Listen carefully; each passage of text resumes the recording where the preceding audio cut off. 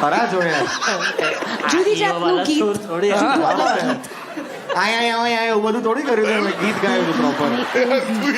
નજીકમાં તો છે, કારણ કે સંગીતના 7 સુરો હોય અને તુષાર કપૂરના 5, AEIOU એવું કંઈક છે.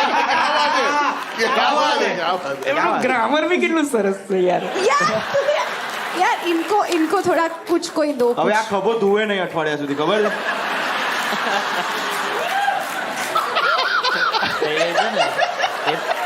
I feel like નિર્માને બહુ મોટો લોસ.